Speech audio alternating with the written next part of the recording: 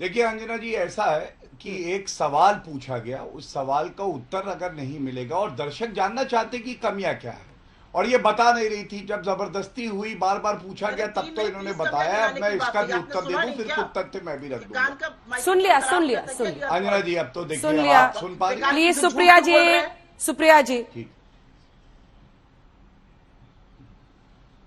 ठीक, ठीक है। देखिए अंजना जी, इन्होंने कहा कि 23 साल के बाद क्या होगा, अगर मैंने सही सुना तो सबसे पहले तो ये बताइए, जो 25% हमारे युवा रेगुलर कार्डर में आएंगे, क्या वो एक सकारात्मक कदम नहीं है? दूसरी बात, जो 75% हैं, जरूरी नहीं है सबको ही कंटिन्यू करना चाहें, हो सकता है उनकी और एम्बिशन भी हो। Combined defence services, short service commission, IAS IPS के भी एग्जाम में वो बैठ सकते हैं। तीसरी बात, 10% का आरक्षण दिया जाएगा, ये भी सीएपीएफ में ये क्लियर हो गया है। और कितनी वहां पे अपॉर्चुनिटीज हैं, 10 लाख से ज्यादा, जो कि आपका चैनल भी दिखा चुका है, बाकी भी दिखा चुके हैं।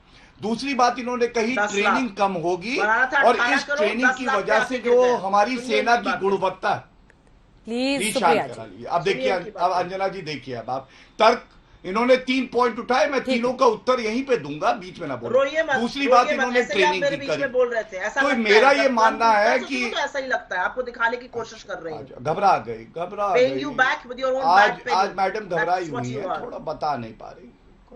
अरे, you can't pay me, you are bankrupt, morally please, also, ethically and please ideologically आप ऑल्सो। दोनों यू से कांट मैं पे कह मी, रही हूँ, प्लीज यू आर आपसे रिक्वेस्ट कर रही हूँ, बैंकरप्ट। आवाज नीची कर दीजिए। शांत हो जाए। प्लीज आवाज नीची कीजिए। मैं आप दोनों से बार बार रिक्वेस्ट कर रही हूँ, शुरुआत से कर रही हूँ, प्लीज ये निजी भाषा की मर्यादा, आप एक दूसरे पर जब निजी आरोप लगाते हैं भूल जाते हैं, ऐसा मत कीजिए।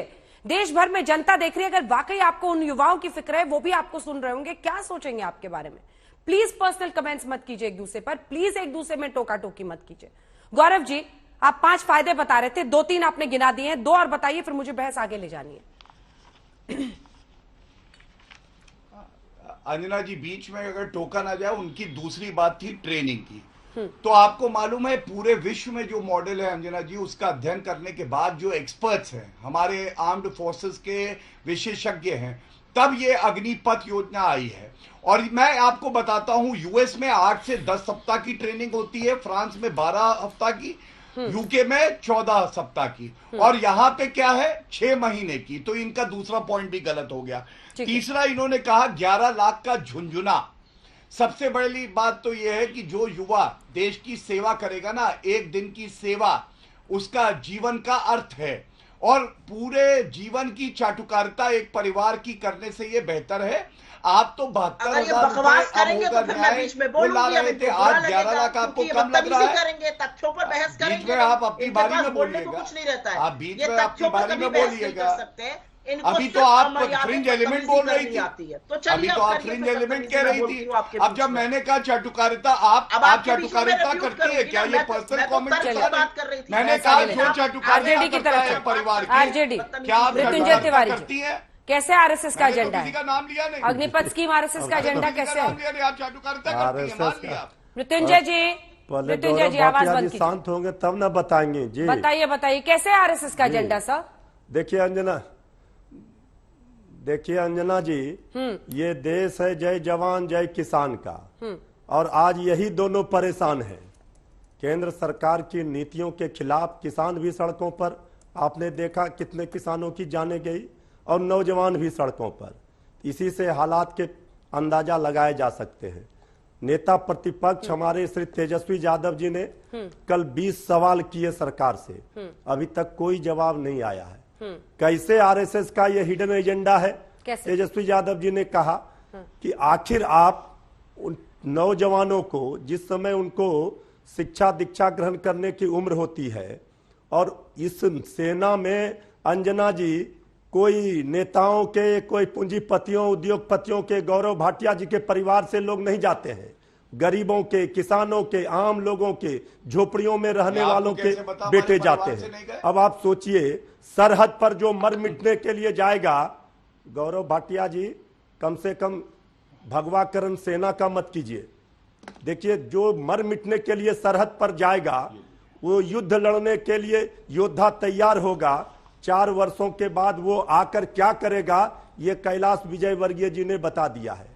आरएसएस का इसलिए है कि जो लोग शस्त्र चलाने की ट्रेनिंग लेंगे वहां, इसके बाद जब वो आएंगे और वो बेरोजगारी की मार से परेशान होंगे, उनको रोजगार नहीं मिलेगा। एक तो बेचारे से इसके बाद उसी समय शादी ब्याह का भी उम्र होता है, वो भी बेचारे के साथ कौन करेगा जब बेरोजगार हो जाएगा, जब न शिक्षा दीक्षा ठीक से मिल पाएगी।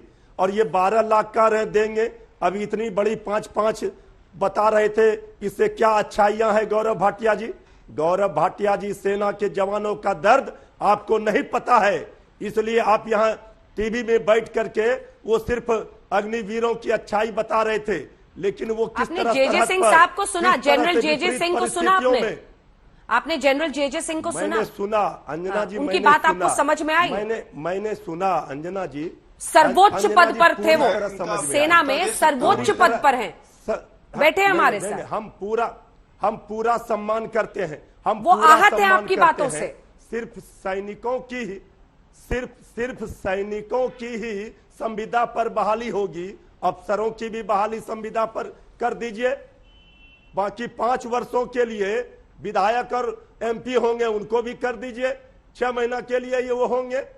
भाई अजीब बात है, ये देश पर सरहद पर मर मिटने वाले नौजवानों के लिए आप 4 वर्षों के लिए इतना अच्छाई बता रहे हैं, सुना रहे हैं। अगर इतनी अच्छाई है तो फिर इसके लिए पहले ही योजना लाते।